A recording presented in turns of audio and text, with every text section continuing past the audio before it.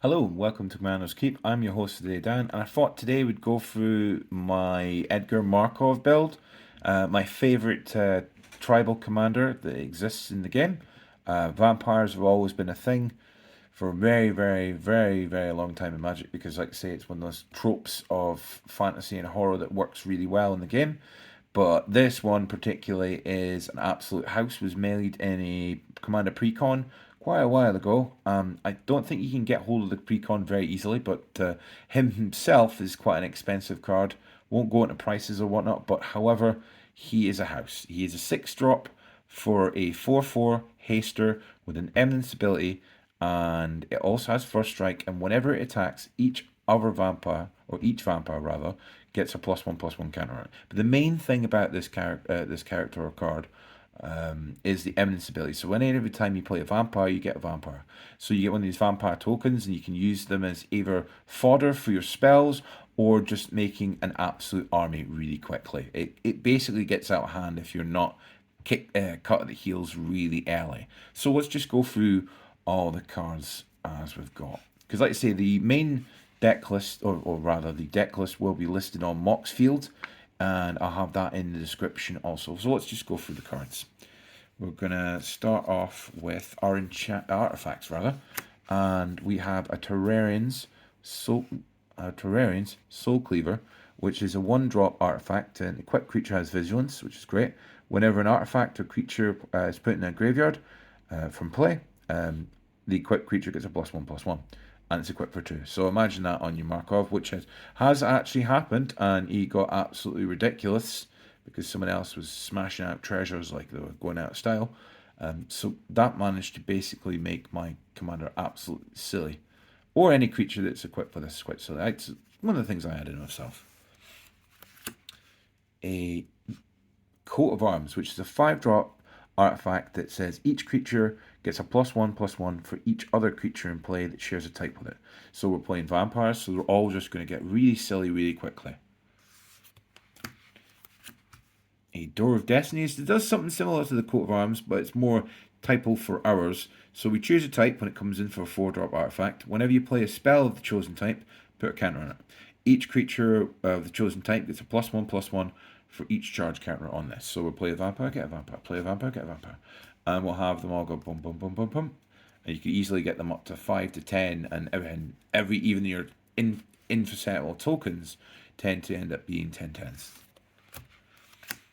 A Skull Clamp, which is a 1-drop artifact, which gives something a +1/+0. +1, -1. Whenever the equipped creature dies, draw 2 cards. So obviously you put it on a token, you draw 2 cards. It's 1 to play and 1 to equip, so very good utility card. Oop, trying to throw my cards around. A Chromatic Lantern, which makes more sense a little bit later on. It's fixing for us, so lets our mana be 1 mana of any colour as well.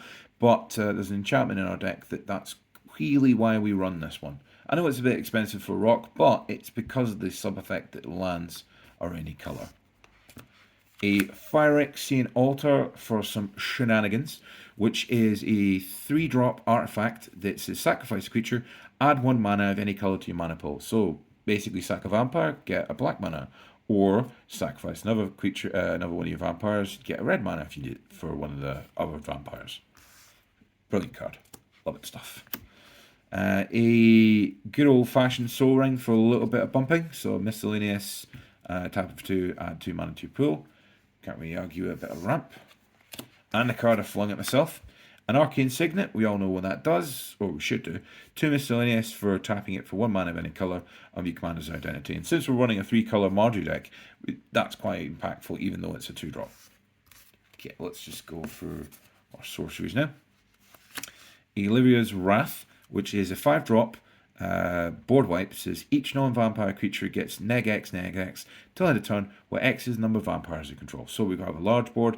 We're basically killing all our opponent's creatures and keeping ours alive. So it's a one-sided board wipe. A Blood Tribute, which is another little interesting spell there. It's 4 miscellaneous in a double black with a kicker. It says tap and untap vampire you control. Target opponent loses half his or her life rounded up. If it was kicked, you gain life equal to the life lost this way. So we'll just do that. Kill opponent. or put them halfway and gain a lot of life back, which we'll need, especially since we've managed to say ourselves that we're arch enemy of the table. A good old demonic tutor, because we can't argue with a little bit of tutorage, a miscellaneous and a black. Search your library for a card, put that card in your hand, then shuffle. A Pact of Serpent, which is a miscellaneous double black. Choose a creature type. Target player draws X cards and loses X life, where X is the number of creatures you control, they control of that type. So we're basically going, I want to have lots of vampires. I've got loads of vampires. I need to draw quickly. I'm willing to lose a little bit of life. Yeah, that's exactly what we're after. And the last sorcery we have a Ruinous Ultimatum. A little bit more focus. Ruinous Ultimatum, which is two black, treble white, double red. Destroy all non-land permanents your opponents control. Which, you know, we can't get that happen. It's happened a few times. It's quite a one-sided card than anything else. I do like my globals that are one-sided there, because who wants to really destroy their own stuff? We definitely don't. And we'll just go to the quick one now. Our only Planeswalker in the deck, which is Sorin Imperious Bloodlord. It's 2 miscellaneous in the black for 4 loyalty. It's +1. Target creature gains Death Touch and Lifelink until end of turn. If it's vampire, put a +1/+1 counter it. +1. You may sacrifice a vampire. When you do, Imperious Bloodlord does 3 damage to any target and you gain 3 life. -3. Put a vampire card from your hand onto the battlefield. Snag 3 ability is the main thing we're pushing at, so we can imagine drop a 6-drop vampire for nothing. We won't get the eminence buff of Markov, however, we'll get that 6-drop out and still have our mana free to actually cast the vampires that we need the little dubs for, or little vampires. Fodder, shall we say. Right, let's just go through enchantments now. A Smothering Tithe, which is 3 miscellaneous in the white. Whenever a player draws a card, whenever an opponent draws a card, that player must play 2. If they don't, you create a treasure, and this can get out of hand. It's a really good enchantment. It's basically card draw. Well, not card draw. We're getting mana out of it. We want mana, and or we're locking them down. They pay there too. They can't do something exciting because they're paying 2. It's a great way to basically stop them and benefit for us regardless. Part of one of my little interesting combos, which will actually show the pair of them together, which make a little bit more sense. Right, so we have the Exquisite Bond, Exquisite Blood, which is 4 miscellaneous in a black for an enchantment. Whenever an opponent loses life, you gain that much life. And then the Sanguine Bond, which is the same mana cost, just double black pips at the end rather than 3 and 2 rather than 4 and 1. And whenever you gain life, target opponent loses that much life. So whenever they lose life, you gain life. So if you manage to hit them and have both these in play, you basically kill the board. It's one of those well-known combos with this deck itself, and yeah, it can happen. It's not always the only combo in this. It's one of the ones that's fairly obvious, and yeah, it's quite sick when it happens. It's quite funny, really. So that's 2 out of the way there. Okay. Necropotence for a lovely bit of card draw, because obviously we skip our draw step, but then we go out our way to doing other things. So Necropotence is treble black. Skip your draw step. Whenever you discard a card, exile that card from your graveyard. Play 1 life. Exile the top card of your library face down. Put that card in your hand, beginning your next end step. So you basically can pay a lot of life to get this thing in cards in your hand. However, you get to avoid the soul discarding down the 7th part because it happens at end step post cleanup. So you can really pay a lot of life and benefit, like drawing 8-9 cards if you really want to your hand in your end step. And obviously it didn't happen because you don't get to draw. But, you know, it's a lot of useful bit there. Card advantage is always best. Okay, this is one of our little set pieces for a bit of shenanigans. This is our Grave Pact, which is a miscellaneous treble black. Whenever a creature you control is put into a graveyard from battlefield, each opponent sacrifices a creature. Now, the funny interesting thing about tokens is before they exile, they do hit the graveyard and then exile. So, if you sacrificed a vampire eminence created token to our Phyrexian with a blood pact out, Grave Pact out, all your opponents are sacrificing the creature in addition to the fact you're making yourself mana. I have done that quite a bit to dominate the table. It wasn't liked. It's a great little piece of synergy. I wouldn't say it's a combo, but yeah, it's a great piece of kit. I love myself a Grave Pact. You can obviously use the Erebos one as well, but you know, you don't really get away with these treble black cards so much in a 3-color deck without having some degree of fixing, which we'll get to later. But yeah, that's one of them. impactful one. And this is the reason why we were running that artifact that I mentioned earlier. It's Blood Moon. It's 2 miscellaneous and a red, non-basic lands or mountains. And you will see when we get to my land cover whatnot, most of my cards are non-basic lands. So I do need to have a way to not basically lose the game myself by playing it. It's a very impactful card for being played in sort of lower tier grips or whatnot. Obviously, in more sort of CDH levels, it's kind of like a commonplace card because it's like red stacks and you can basically lock down opponents or whatnot. But in my pod, it is very impactful and normally makes anyone but the red player grin. Basically, wait out drawing land go if they do anything. I mean, if you're not running mountains, it's not really going to do anything. But it's great for us because we can lock down our opponents and we can kind of laugh because we've our fixing artifact, then we don't really have an issue. But the opponents do. Which is the important part there. Okay, another little bit of tribal stuff. A shared animosity, which is 2 miscellaneous and red. Enchantment, whenever a creature you control attacks, it gets a +1/+0 until end of turn, which each attacking creature that shares a type of that. So imagine four tokens themselves, 3 of them going on, they're going to get a plus for each other one themselves. So they're going to get pretty aggressive pretty quick. It's a funky little enchantment, especially the printing there from Lord of the Rings. I really like that. So yeah, good enchantment.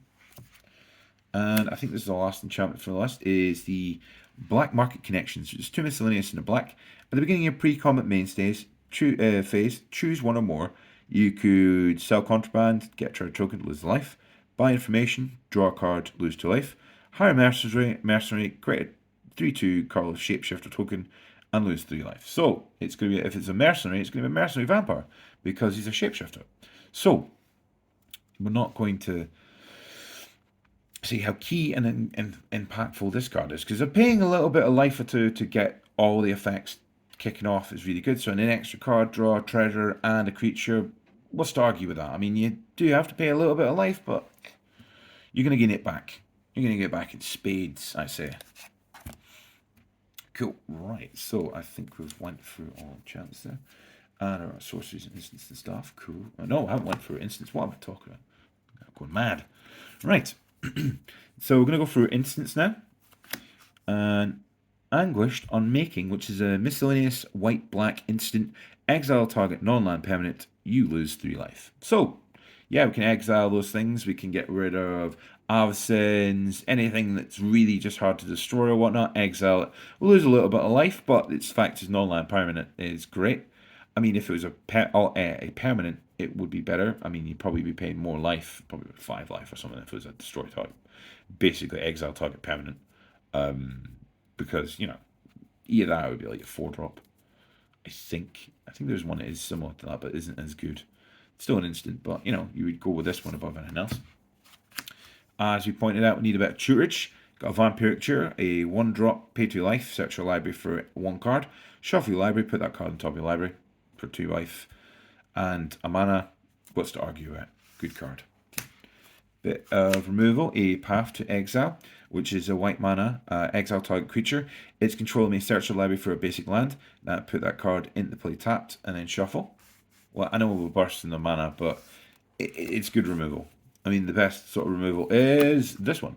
A Swordsdrift Plowshare, which is the same cast cost as the Path to Exile as 1 white mana, but we exile target creature, its controller gains life to its power. Which in certain formats is better to give them life rather than land. Because, you don't want them to be sort of burst ahead rather than be set behind a mana too. But, you use both. You're going to remove both. And I have a little interesting one. An Unstable Formation, which is 2 miscellaneous and white mana. Instant, and it says creatures you control gain indestructible till end of turn. It also has an addendum.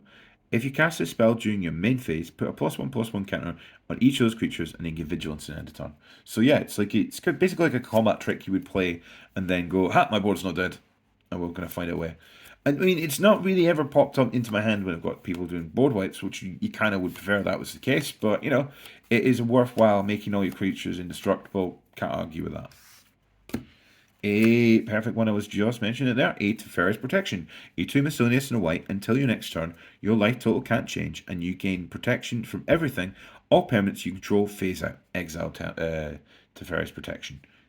like I said, best way to avoid a global. I've had played it and I have avoided globals, but the key thing that really seems to annoy me more regarding that is that I end up losing all my permanents because someone counters this. It's annoying. But, you know, the game itself, I suppose. A Stinging Study, which is 4 miscellaneous and a black. You draw X cards and you lose X life, where X is the mana value of the commander you own in the battlefield or in the command zone. So you're going to lose cards and you're going to lose a bit of life, either if it's in play on the command zone. So you're getting perfect profit there for a instant 5-drop, and you can't argue with that. Great stuff. Right, let's just start going through the creatures. I think we've done everything else. Let's just go through them. There's the Indulgent Aristocrat, which is a 1-drop black for a 1/1 lifelinker, which also has a key bit that says pay 2, sacrifice a creature, put a +1/+1 counter on each vampire you control. So you can sack a token, and all your other non-token vampires and other token vampires will get bigger. And it's got lifelink, so like I said, you're going to get the life back. The Captivating Vampire, which is miscellaneous and a double black, for 2/2. Other vampire creatures you control get a +1/+1. Tap 5 untapped vampires you control, gain control of target creature. It becomes a vampire in addition to its other types. So, gaining control of creatures and making them vampires, can't argue with that. We could also sack it to our engine, which would be funny. But you're wanting to do that to basically dominate play. Because you play this plus a few other vampires, you can steal someone's creature. Or the commander's yours for the rest of the game. Unless they find a way to get removed, it's basically going to be one of your vampires. A Cruel Celebrant. Similar to that of Blood Artist, it's a white and a black. It's a 1/2. A Cruel Celebrant or another creature or planeswalker you control die. Each opponent loses 1 life, and you gain 1 life. So it's not as it's directed as Blood Artist. It's more about yours rather than stuff. But that with a Blood Artist effect is just, you're gonna have both. Why not run both? It's a house, and it makes another vampire with itself. A Bloodline Keeper, which is a 4-drop, which is a 4-drop 3/3 flying that you can tap it, produce a 2/2 black flying vampire creature, and you can pay black. And you can activate this, and it becomes, only if you have 5 more vampires, it becomes a 5/5 Novelord, and gives all your vampires a +2/+2. It's a double-sided card. Let's just briefly take it out like I said I would. Here we go, that's a side end. Like, all our other vampires get that, and we can still just tap it and make a vampire, which is a house. It's a commander that actually has nice wee blockage and he's flying. Can't argue with flying. Okay, so I got Aeon the Ruin Sage, which is a 5-drop for 4/3, which says at the beginning of your upkeep, each player sacrifices a non-vampire creature, if they can. And if we're running vampires, guess what? We're not sacking creatures. The opponents are. Olivia Valdrin, 2 miscellaneous and a red-black, a flying 3/3. Which has the sub-ability you play 1 miscellaneous in red, deals 1 damage to target creature. That creature becomes a vampire in addition to the other types, and you put a +1/+1 counter on her. A +1/+1 counter on her. And if you pay 3 and 2 black, you can gain control of target vampire as long as you control Olivia. So yeah, you ping their thing, she gets bigger, you make a vampire. You make it a vampire, you steal it, it's your vampire. So this trade up against vampires, we don't even need to bother with like the pinging bit. We can always just steal it, which I loved when this came out in standard. People did that and had against mono black vampires. They just didn't stand a chance because you just steal it. What's the point? There's no opposition. Okay, so this is one of the newer ones. It's Cavarero, the first blessed, a miscellaneous and a white black for a 2/2 legendary creature. Whenever you attack, target vampire that isn't a demon becomes a demon in addition to its other types. It gains when this creature dies, draw a card, and create a tapped 4/3 black white vampire demon creature with flying. Yeah, so you put that with our tokens, we're going to sack things, we're going to have them attack, and we're going to make 4/3s out of 1/1s. Yeah, it's happened. It's quite funny, really. And a Bloodload of Vizagov, which is a 3 miscellaneous and a double black for a 3/3 with Bloodthirst 3. Bloodthirst reads if an opponent's dealt damage before this is played, the creature with the Bloodthirst will come in the amount of counters equaling if they've been dealt damage. But he is a lovely little lord that says whenever you cast a vampire spell, it gains Bloodthirst 3. So all your vampires, even your tokens, have Bloodthirst 3. So that can get out of hand really quick. a Florin Voldrin Scion, miscellaneous red-black, or black-red, for 3/3 first striker. At the beginning of your post-combat main phase, look at the top X cards of your library, where X is the total amount of life your opponent's lost this turn.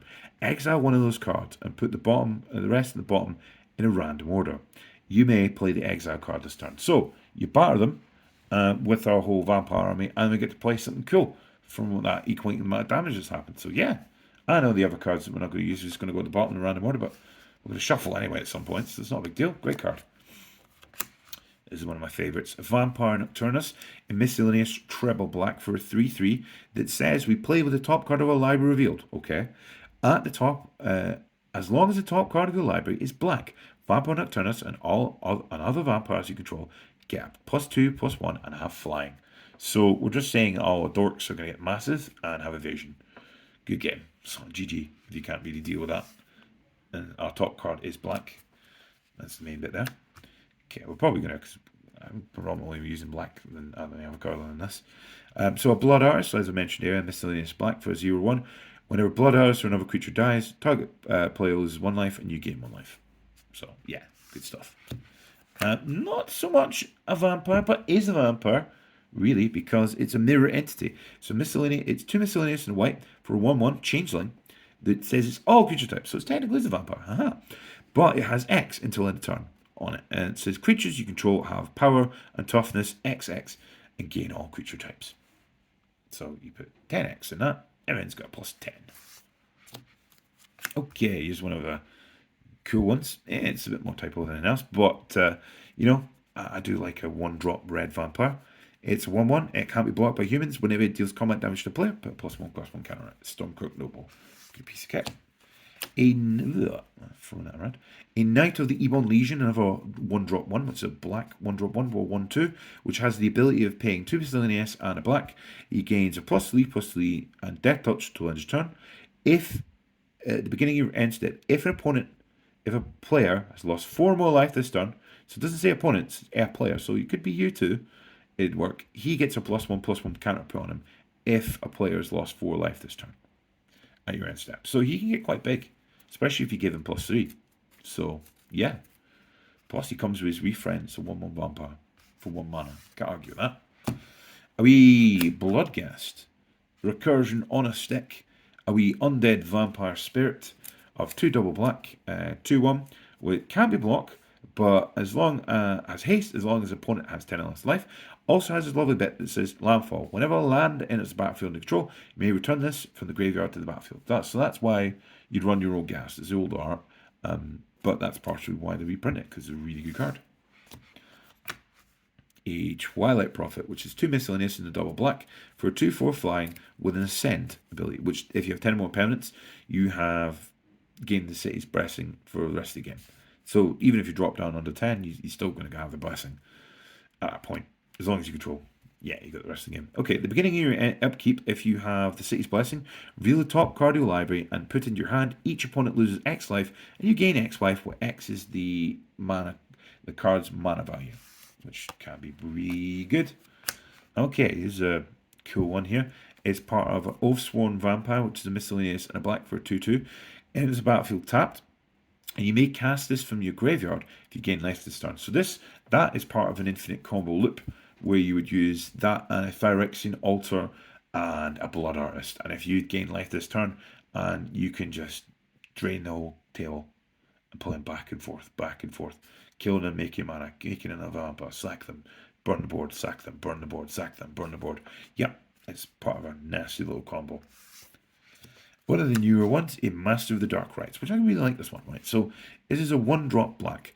It has a 1/1. It's sacrifice another creature, add 3 black mana to this pool. Only cast vampire, cleric, or demon spells. Like, to be fair, we're going to be using vampires. So yeah, we sack a token, we get 3 mana. What's to argue with that? Great stuff. A Landra of the Dusk Rose, a 2 miscellaneous, a white black for a 1/1 lifelink. Whenever another creature dies, put a +1/+1 counter on her. When she dies, create X 1/1 white and black.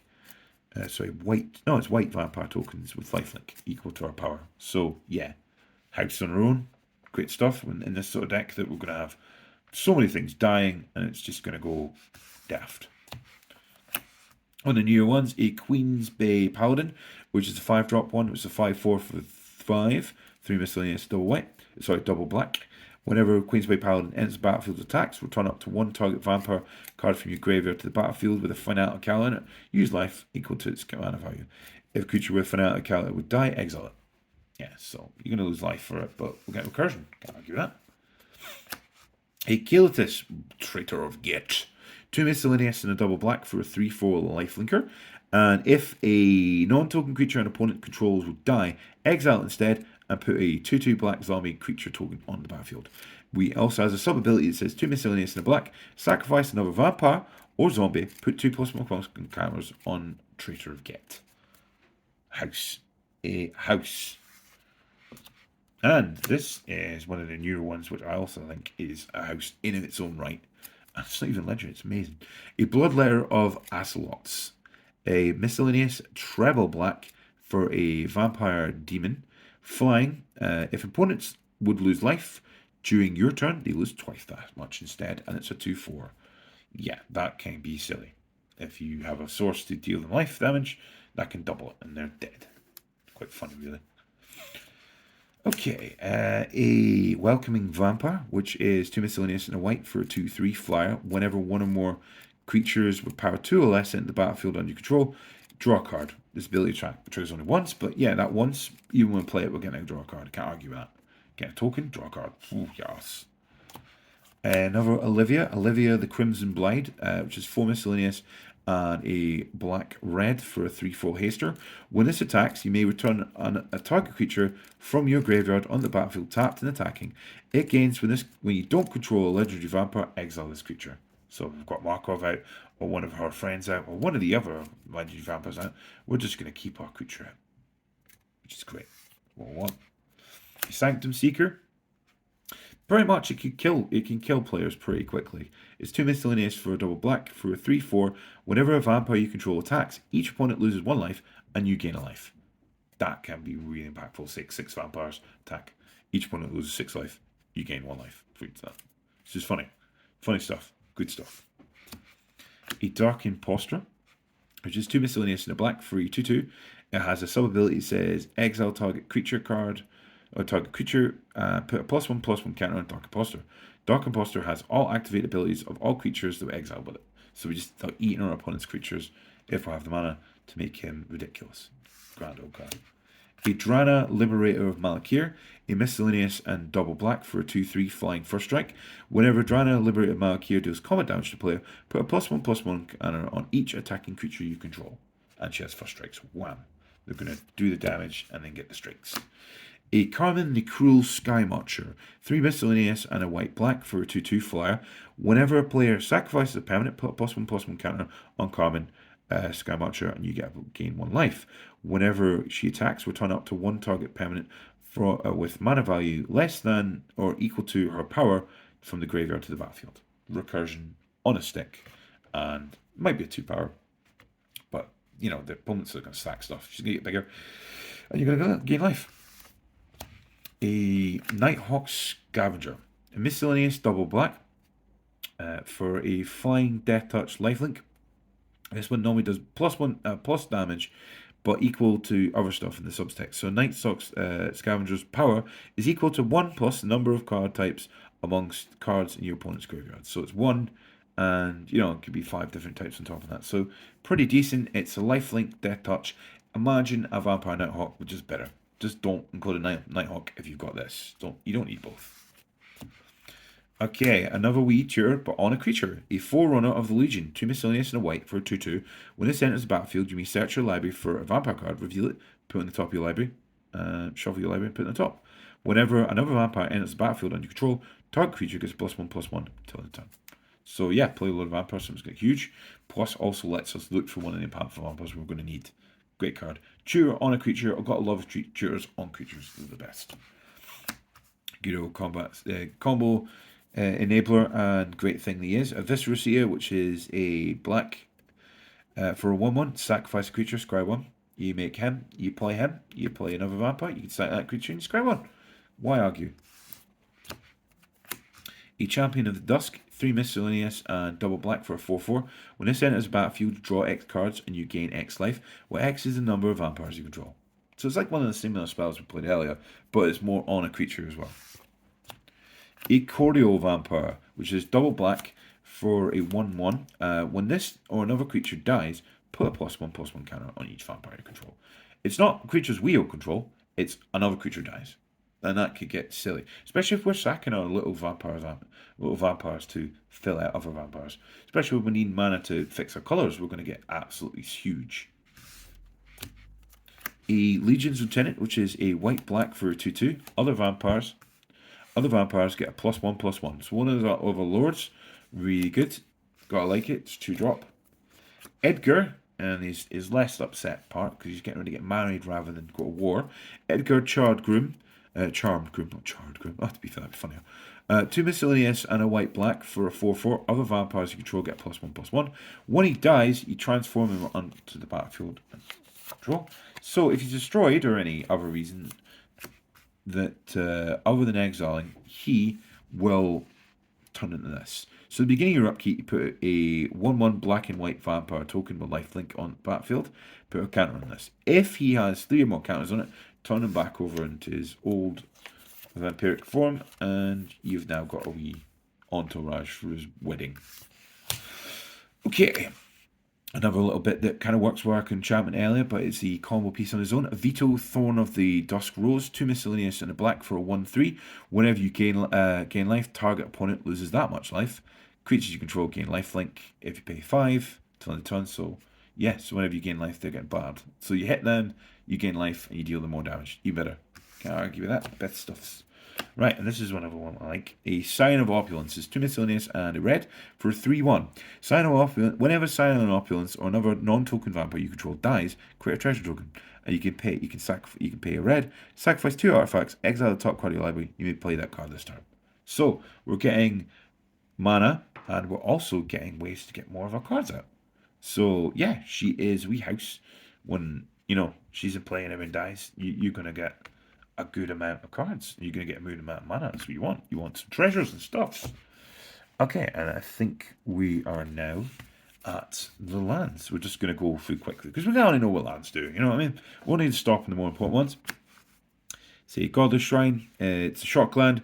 Comes in, you either pay 2 life or it's tapped. You taps for a white and a black, and it counts as a plain swamp. A Exotic Orchard, we all kind of know what that does. Taps for 1 mana of any colour opponents' lands can produce. One of the more important ones, a Crypt of Agadim, which is battlefield tapped.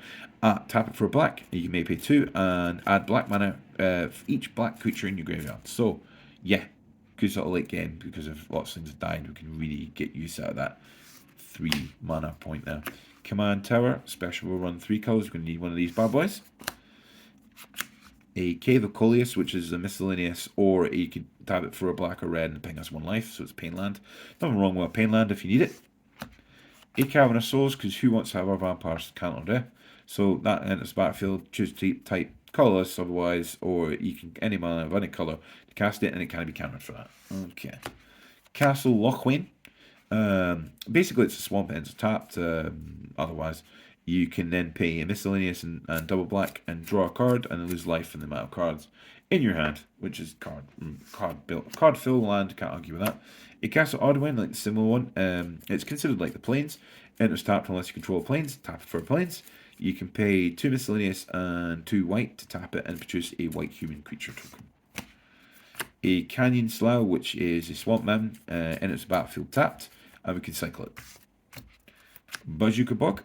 It enters the battlefield tap, enters the battlefield, exile cards from player's graveyard, add a black mana if you tap it. We shock land, a Blood Crypt, similar to the Forsaken Tomb. Yeah, I always forget the names of them. Similar to the other one, this is a swamp mountain, so you tap it if you're a red or a black, and it's battlefield. If you want to pay 2 life, it ends untapped. Otherwise, it is tapped. And to be fair, it's 2 different fixes there. And see our Isolated Chapel that works with either the plains or swamp, which could work with our Blood Crypt or the previous Shockland. And that is tapped unless you control plains or swamp. Tap it for a white or black. A more interesting land, a Westfield Abbey, which adds colourless. You can pay 5 and tap it and a life, and you can produce a white human cleric on the battlefield. You can pay 5 and sacrifice 5 creatures, and it turns into a flying 9/7. I think it's indestructible somewhere. Let's get this out. Right. So a Ormdamel Profane Prince. To flying lifelink indestructible haster 9/7 if we've paid to life the sacked creatures to turn a land into a monster. But to be fair, no one's really going to be expecting that. You're just sacking vampire tokens. A War Room, which is a miscellaneous mana, or pay 3, pay life equal to the number of colours in your commander's colour. Identity and draw a card. Draw a card is the important part there. A Savannah Trium, which is a Swamp Plains mountain. Enters tapped. We can cycle it for 3 and draw a card, but it basically is, it's all covers. We're going to argue with that because you're good at fixing. A Vault of the Archangel, which is tap it for miscellaneous, or you can pay 2 miscellaneous and a white-black. Creatures you control gain Death Touch and lifelink to end a turn. Okay. Urza's Saga. Urza's Saga, it's one of those effect lands, so it's like an enchantment itself, like an actual saga. Its first version, or round 1 of its part of it, is tap it for colours. Its number 2 is you can pay 2 and create a 0/0 colours artifact token that gets a +1/+1 for each artifact you control.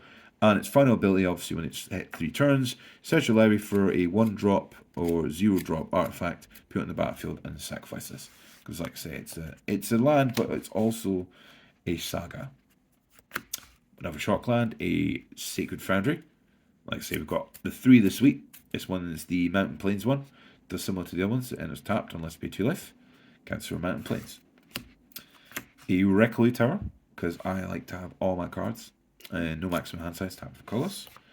An Unclaimed Territory, because that works really well for our stuff, because we choose a creature type. Otherwise, it's colourless, and you can use it from 1 mana any colour to produce them. It's great. A Reflecting Pool. Add 1 mana of any type that a land you can choose to produce. So, got to love the extra points in that. It's really good.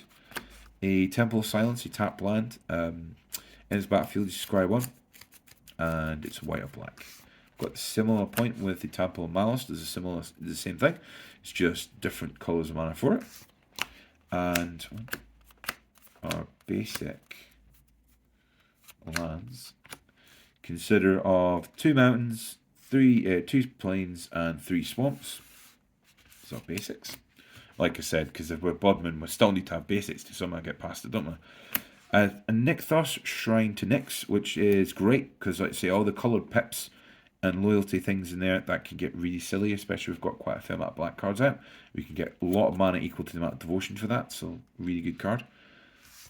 A Shattered Sanctum. It's one of those lands that only enters battlefield unless you control, 2 or more lands. It's going to end up tapped, but, it hits our colours of black and white. And a Nomad Outpost, which hits all 3 colours, but weird enough, it's not one of those ones that's either Plains Mountain or a Swamp. It taps for all 3 colours, but ends in its battlefield tap. So, yeah, that is my whole list. Hopefully you've enjoyed watching me go through every one of the cards. Like I said, the full list itself, if you want to go through it, is on Mock's Field. It will be involved in the description. If you have any suggestions or any sort of commanders you would like me to talk about, or any particular aspects of the game, or maybe even sort of like gameplays between other decks and everything else, feel free to like and comment. And of course, growing the channel is paramount, so if you can like, subscribe, and follow, probably hit the notification point. I'm trying to be a little more regular when I'm trying to put out content. Obviously, where I currently work, I can't really put out content every day. However, I'm going to try and be out as consistent as possible. So, yeah, hopefully you like deck build. And like I say, like, comment, share, subscribe. And I'll see you in the next one, guys.